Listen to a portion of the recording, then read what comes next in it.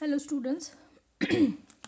हम लोग कर रहे थे symmetric square well of negative potential of finite depth. ठीक है, फाइनाइट डेप्थ वाले में हमने क्या करना था, पोटेंशियल हमारा नेगेटिव था तो हमने उसको मैथमेटिकल फॉर्म में कि भाई पोटेंशियल कैसा दिखेगा तो वो हमने दिखा दिया था first reason, second reason, third reason के लिए। इसमें हमने सारा कर लिया था, क्लासिकल फिजिक्स क्या कहती है, क्वांटम क्या कहती है, क्या इसके ऊपर कंडीशंस हैं, है ना, कि भाई पार्टिकल बाउंडेड रहे उसके लिए एनर्जी ये होनी चाहिए, है ना, ये सब हम कर चुके थे। इसके बाद हमने ये देख लिया था कि रीज़न फर्स्ट के लिए सोल्यूशन क्या आएगा, इक्वेशन 2 आ गई थी। ठीक है, इसके बाद हमने रीज़न सेकंड के लिए भी कर लिया था, थर्ड के लिए भी कर लिया था।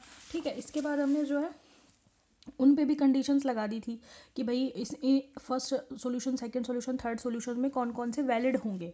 जो वैलिड होंगे उनको हमने रख लिया था, तो जो हमारा वैलिड या मॉडिफाइड सॉल्यूशन है वो ये आ जाता है ना, इनको हम कंबाइंडली नंबर डाल देते हैं 7। ठीक है, तो आगे जब हमें काम आएगा तो हम इनको 7 फर्स्ट, 7 टू, 7 सेकंड, ऐसे सेकंड, 7 थर्ड ऐसे यूज़ लेंगे इनको। ठीक है, अब हमने फर्स्ट और थर्ड, यानी कि इसमें फर्स्ट वाले में और थर्ड वाले में यहाँ पे तो हमने x tends to minus infinity रखा था, तो इससे ये तो हमारा इनफाइनाइट सोल्यूशन हो रहा था, इसलिए बी ज़ीरो आएगा। ठीक है, और यहाँ पर x is equals to infinity रखेंगे तो यहाँ पे एफ जो है ज़ीरो रखना पड़ेगा क्योंकि ये इनफाइनाइट हो रहा था। ठीक है, यहाँ तक का अपन काम देख चुके थे। इसके बाद अब हमें क्या करना है, मॉडिफाइड सोल्यूशन तो मिल गया, तो अब हमें बाउंड्री कंडीशंस अप्लाई करनी पड़ेगी क्योंकि हमें क्या करना है, ट्रांसीडेंटल इक्वेशंस निकालनी है। ठीक है, तो हम क्या करेंगे, बाउंड्री कंडीशंस फाइंड आउट करेंगे। तो यहाँ पर ए कांस्टेंट है अननोन, जी कांस्टेंट है, डी कांस्टेंट है और जी भी क्या है, अननोन कांस्टेंट है। समझ में आ गई। तो अभी हम चाहते हैं कि हम ए सी डी जी इनको डिटरमाइन करें, इनका निर्धारण करें, इसलिए हम क्या लगाते हैं हमेशा, परिसीमा प्रतिबंध या फिर बाउंड्री कंडीशंस। ठीक है, चलो तो बाउंड्री कंडीशंस अप्लाई करते हैं। तो हम यहाँ पे बता देंगे डिटर्मिनेशन ऑफ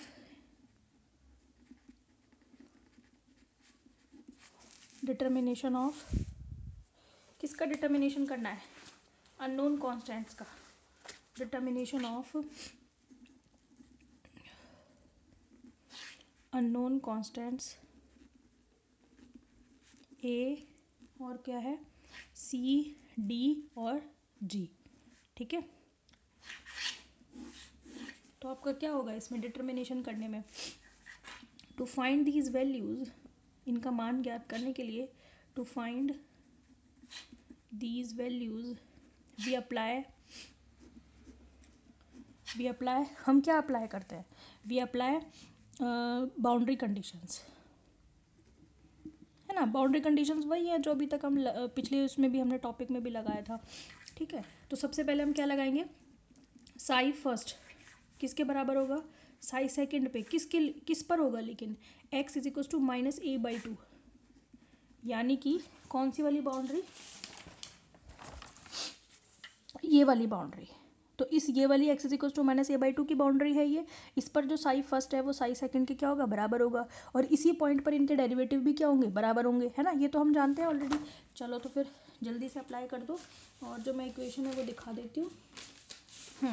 यहाँ इस पर अप्लाई करना है हमें, तो साई फर्स्ट किसके बराबर करना है, साई सेकंड के हमें बराबर करना है। तो कितना आएगा बताओ आप, साई फर्स्ट को साई सेकंड के बराबर करेंगे और एक्स की जगह पर क्या रखना है, minus A by to. Therefore by equation 7 first and 7 second, 7 first और 7 सेकंड पर अप्लाई करो तो क्या आएगा, ए ई की power minus alpha a by to, वो किसके बराबर हो जाएगी, सी साइन, माइनस आ जाएगा आगे क्योंकि यहाँ पर आप एक्स की जगह माइनस ए बाई टू रखोगे और साइन माइनस साइन एक्स होता है। ठीक है, C sine beta A by two plus D cos beta A by two, लेकिन कॉस माइनस एक्स तो कॉस एक्स ही होता है। समझ में आ गई। फिर हम क्या करेंगे, ये तो हो गई फर्स्ट, इससे हमें मिल गई, दोनों बाउंड्री कंडीशन साथ में लिख दो तो दोनों इक्वेशन साथ में लिख दूंगी। और दूसरी बाउंड्री कंडीशन क्या होती है कि D psi first upon D x जो है किस पर, at x is equal to minus A by two, और D psi second upon D x किस पर, at x is equal to minus A by two, दोनों क्या होंगे, इनके डेरिवेटिव्स भी क्या होंगे, बराबर हो जाएंगे। ठीक है, बराबर हो जाएंगे तो देखो तो ज़रा कितने कितने आएंगे। अब मुझे क्या करना है, इनको डिफ्रेंशिएट करना है, फिर उसके बाद पॉइंट रखना है इसके अंदर। ठीक है, तो क्या आएगा, देयरफॉर, अब ये तो कौन सी इक्वेशन हो गई, नंबर, इसको मैंने डाल दिया 8। अब सेकंड बाउंड्री कंडीशन, ये तो किससे आई है, फर्स्ट बाउंड्री कंडीशन से, यानी कि इससे, अब है ना, सेकंड बाउंड्री कंडीशन अप्लाई करो, ये वाली, तो हम लिखेंगे by applying second boundary condition. ठीक है, सेकंड बाउंड्री कंडीशन जो कि ये वाली है, ठीक है। डिफरेंशिएट करो तो कितना आएगा, अल्फा ए ई की power minus alpha a by two that will equals to what, यहाँ पे देखो अब आप इसको डिफरेंशिएट करोगे तो कॉस आएगा, है ना, और कॉस में तो कॉस माइनस एक्स जो है वो प्लस कॉस एक्स ही होता है, तो कितना आएगा आपके पास, डिफरेंशिएट करोगे तो कितना आएगा, बीटा, है ना, सी और cos beta A by to. फिर क्या आएगा आपके पास, माइनस आएगा क्योंकि कॉस का होता है माइनस साइन, और फिर उसमें अपन माइनस ए बाई टू भी रखेंगे तो क्या हो जाएगा, प्लस ही रहेगा ये, तो कितना आएगा, बीटा डी कॉस का होता है sign beta A by to. ठीक है, मतलब डिफरेंशिएट करके मान रखना है। देखो भाई इसमें तो इतना तो काम आप भी कर सकते हो, कोई इतना बड़ा इशू नहीं है। ठीक है, इक्वेशन नंबर 9। अब आपको क्या करना है, ये तो हमने लगा दिया किस पर, x is equal to minus A by two पर, ये तो हो गई कंडीशन फर्स्ट। ठीक है, अब हम लगाएंगे दूसरी में दो बाउंड्री कंडीशन आएगी ऐसे ही, किस पर, कौन सी बाउंड्री पर लगाएंगे, at x is equal to plus A by two, इस पर साई सेकंड साई थर्ड के बराबर होगा और इनके डेरिवेटिव्स भी बराबर होंगे। ठीक है, फटाफट कर देते हैं। तो जो साई सेकंड है x is equal to plus A by two पर, और साई थर्ड जो है वो भी x is equal to plus A by two पर इक्वल होंगे। और दूसरी बाउंड्री कंडीशन क्या होगी, D psi second upon D x किस पर, at x is equal to plus A by two, और D psi third upon D x किस पर, at x is equal to plus A by two पर, दोनों बराबर होंगे। ठीक है, लगा दे। अब आपको कौन से ध्यान रखना है, आपको ध्यान रखने हैं ये साई सेकंड और साई थर्ड, ये दोनों आपको ध्यान रखना है। ठीक है, चलो तो पहले इसको अप्लाई करो, इसको अप्लाई करो, क्या आएगा, इसको इसके, है ना। ठीक है, C sine beta A by two is equal to क्या आ जाएगा, डी नहीं प्लस आएगा ना, plus D cos beta A by two किसके बराबर होगा ये, इसके। ठीक है, तो कितना आएगा, जी ई की power minus alpha a by two. ये तो सिंपली इक्वेशन कितनी आ गई, 10 आ गई। अब यहाँ पे भी अप्लाई कर दो डिफरेंशिएट करके, इसको डिफरेंशिएट करोगे तो कितना आएगा, साइन का क्या होता है, कॉस होता है, तो कितना आएगा, beta c cos beta A by two, है ना, फिर क्या आएगा, प्लस बीटा डी, प्लस नहीं आएगा माइनस आएगा क्योंकि कॉस का डिफरेंशिएशन क्या होता है, minus sign beta A by to. मतलब मैं डिफरेंशिएशन भी कर रही हूँ और उसके अंदर पॉइंट भी रख रही हूँ, ये ए बाई टू, क्योंकि या तो 2 स्टेप करो, पहले डिफरेंशिएशन करो फिर उसके अंदर पॉइंट करो, लेकिन रखो, लेकिन अब तो हम कई बार कर चुके हैं ये काम, अब तो डायरेक्ट भी कर सकते हैं ना, इसलिए मैं सीधे पॉइंट भी रख रही हूँ और डिफरेंशिएशन भी कर रही हूँ। लेकिन ये ध्यान रखना, पहले पॉइंट नहीं रखेंगे, पहले डिफरेंशिएशन करेंगे एक्स के रेस्पेक्ट में, फिर पॉइंट रखेंगे। ठीक है, थर्ड में करो तो कितना आएगा, माइनस का एल्फा, ठीक है, जी ई की पावर माइनस का एल्फा ए बाई टू। समझ में आ गई बात, तो ये हो गई मेरे पास इक्वेशन नंबर 11। तो इस तरीके से हमने 4 बाउंड्री कंडीशन अप्लाई किए एक तरीके से, तो हमें 4 इक्वेशन मिली है, 8, 9, 10 और 11। समझ में आ गई। अब इन्हीं को यूज़ करते हुए हम क्या निकालते हैं, ट्रांसीडेंटल इक्वेशंस। ठीक है, अब ये ट्रांसीडेंटल इक्वेशंस तो हमने पहले भी निकाली है, तो तरीका वही रहेगा। ठीक है, कुछ भी नया नहीं होगा। तो अब देखो तो ज़रा, लेकिन उससे पहले 2-4 काम करेंगे अपन, है ना। ट्रांसीडेंटल इक्वेशन निकालने से पहले इन इक्वेशंस को यूज़ करते हुए एक बार जोड़ेंगे एक बार घटाते हुए, है ना, वही तरीका रहेगा जैसे पहले जोड़े और घटाए थे, बिल्कुल वैसे ही। तो सबसे पहले हम क्या करेंगे कि जो आपकी कौन सी इक्वेशन है, 8 है और जो आपकी 10 है, कि ठीक है, क्योंकि 8 आपको कैसे मिली है, पर्टिकुलर फंक्शन में बिंदु रखने पर, और 10 भी कैसे मिली है, दोनों फंक्शंस में बिंदु रखने पर। तो ऐसी 2 इक्वेशंस को क्या करना है आपको, क्या करना है आपको, आपस में जोड़ना है। उसके बाद क्या करना है आपको, 9 और 11 इन दोनों को आपको क्या करना है, जोड़ना है। तो पहले 8 और 10 को जोड़ेंगे, फिर 9 और 11 को जोड़ेंगे। तो सबसे पहले हम क्या कर लेते हैं, 8 + 10, 8 + 10 करोगे तो आपको क्या क्या इक्वेशन मिलेगी, लेकिन ये ध्यान रखना इसको इससे जोड़ना है, 8 को 10 से जोड़ना है। तो इसका LHS एक तरीके से इसके साथ जुड़ेगा, ठीक है, और ये इसके साथ जुड़ेगा, ये ध्यान रखना। भले ही हमने इनको ऐसे लिखा हो, लेकिन ये साइन कॉस वाली साइन कॉस के साथ और ये इसके साथ ही जुड़ेगा। समझ में आ गई बात। तो जोड़ने पर क्या मिलेगा आपको, है भाई, जब आप दोनों को ऐड करोगे तो आपको क्या मिलेगा, देखो इसको इसके साथ करोगे तो a + g, है ना, e की power minus alpha a by two is equals to, अब देखो ये इसके साथ ऐड होगी तो c minus c sine beta A by two, ये कट जाएगा और ये कितने बन जाएंगे, 2d cos beta A by two. तो ये तो एडिशन का काम हो गया। अब क्या करना है आपको, 9 और 11 को भी सम करना है, 9 + 11, ठीक है, 9 + 11 को ऐड करो, ऐड करोगे तो क्या आएगा आपका, आएगा ऐड करने पर एल्फ़ा तो ले लो बाहर और अंदर क्या आएगा, a माइनस जी ई की power minus alpha A by to. ठीक है, और कौन कौन से कटेंगे, ये कटेंगे, है ना, साइन वाले कैंसिल हो जाएंगे, ये दोनों मिलकर के कितना बन जाएगा 2 beta c cos beta A by 2। समझ में आ गई? ठीक है, तो नंबर डाल देते हैं इसको, 8 9 10 11 हो गई, अब ये हो गई आपकी 12 और ये हो गई 13। अब आपको क्या करना है, इन्हीं इक्वेशंस को माइनस करना है, यानी कि 8 में से आपको किसको माइनस करना है, 9 को, सॉरी 8 में से आपको माइनस करना है 10 को, और 9 में से करना है 11 को। समझ में आ गई? तो और क्या काम करना है, 8 माइनस 10, देखो तो ज़रा, 8 में से करना है किसको, 10 को, तो क्या आएगा, आप ऐसे करना, 10 को ना उल्टा लिख लेना ताकि आपको थोड़ी सहूलियत रहे। ठीक है, अगर आपको ऐसे कोई दिक्कत आ रही है उसको उल्टा कर लेना। ठीक है, बाकी ऐसे कोई वो नहीं है। ए माइनस जी, और क्या आएगा, ई की power minus alpha A by 2।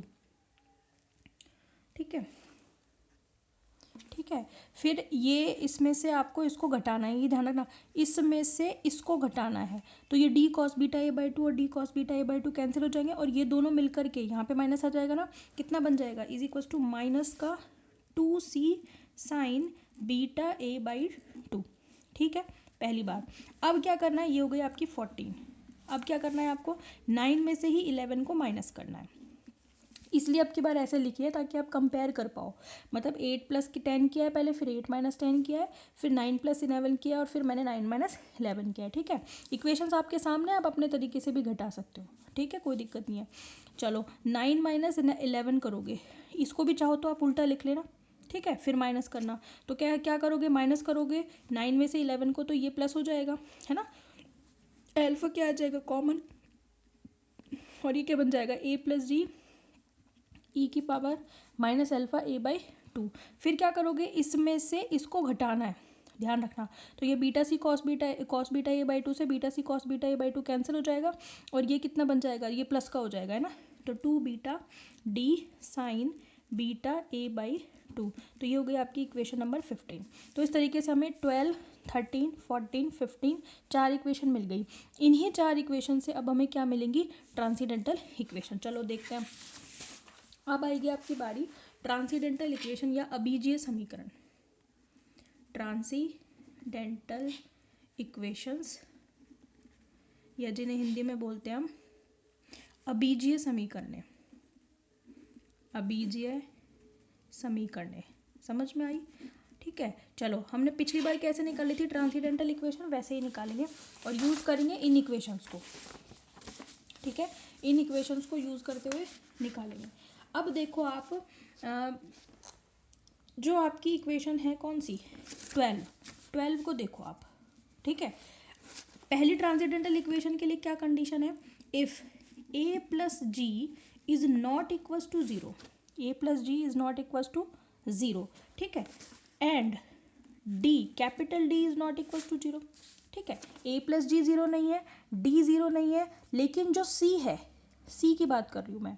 ठीक है भाई, यही तो कांस्टेंट है हमारे पास, 4 ही तो हैं, a g d और c, तो a प्लस जी का टोटल 0 नहीं है, d 0 नहीं है, बट c स्वेच है, c इज़ आर्बिट्रेरी।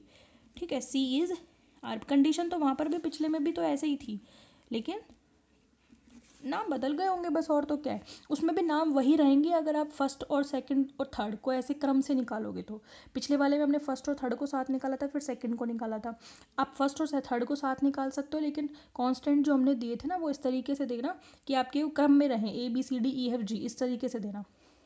ठीक है, तो यही आएंगी, वहाँ भी कंडीशंस यही आएंगी, मैंने बोल भी दिया था पिछले वीडियो में, आपको समझा भी दिया था। ठीक है, चलो D is not equal to 0 but C is arbitrary, तो क्या करें, देन आपको पता है क्या करना है, किस इक्वेशन को किस इक्वेशन से डिवाइड करोगे आप, ये जो आपकी 15 है ना, इक्वेशन नंबर 15, देखो आप a प्लस जी किस में आ रहा है और d किस में आ रहा है, 12 में आ रही है, और a प्लस जी और d किस में आ रही है, 15 में आ रही है। तो आपको पता है क्या करना है, आपको 15 में 12 से भाग देना है, देन डिवाइडिंग इक्वेशन 15 बाय 12, 15 में 12 का भाग देना है। तो देखो क्या होगा, a प्लस जी की power minus alpha a by 2, और इधर a प्लस जी की power minus alpha a by 2 cancel हो जाएंगे, तो इधर क्या बचेगा, एल्फा इज इक्वस टू, ये देखो 2d से ये 2d कैंसिल हो जाएगा, फिर beta sine beta A by 2 में कॉस बीटा ए बाई 2 से भाग देंगे तो कितना आएगा, tan बीटा ए बाई 2, और साथ में क्या आएगा, बीटा, तो tan बीटा ए बाई 2, वहाँ पर भी आई थी हमारे पास ऐसी ही एक ट्रांसीडेंटल इक्वेशन। ठीक है, आप देखो दूसरी कंडीशन क्या लगा दो, नंबर डाल दो इसको 16, ये फर्स्ट ट्रांसीडेंटल इक्वेशन कहलाती है। सेकंड है if a minus g is not equal to zero, ठीक है, और क्या है साथ में, c is not equal to zero, ठीक है, but d is arbitrary. d क्या है आपका, d आपका स्वैच है, d इज़ आर्बिट्रेरी यानी कि स्वैच।